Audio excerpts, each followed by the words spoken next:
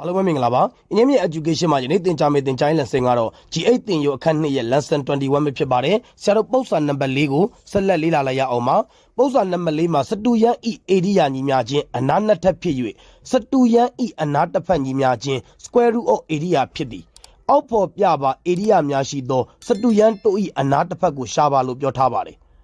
စတူယန်ဤ area ကိုလိုချင်ရင်အနားကိုနှစ်ကြိမ်မြောက်ပေးရမှာပဲဖြစ်ပါတယ်တနည်းအားဖြင့်အနားတစ်ဖက်ဤတန်ဖိုးကိုနှစ်ထပ်တင်ပေးမယ်ဆိုရင်ဆရာတို့လိုချင်တဲ့ area တန်ဖိုးရပါပြီ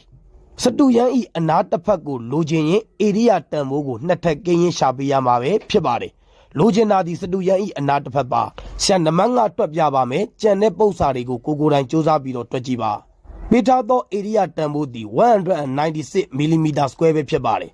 အနားတစ်ဖက်ကိုလိုချင်တာပဲဖြစ်ပါတယ်ထို့ကြောင့်စတူယန် area ညီမျှခြင်း196 mm square ပါစတူယန်ဤအနားတစ်ဖက်ကိုလိုချင်ရင်ပေးထားသော area တန်ဖိုးကိုနှစ်ထပ်ကိန်းရင်ရှာပေးမှာပဲဖြစ်ပါတယ်ထို့ကြောင့်စတူယန်ဤအနားတစ်ဖက်ညီမျှခြင်း square root of 196ပါ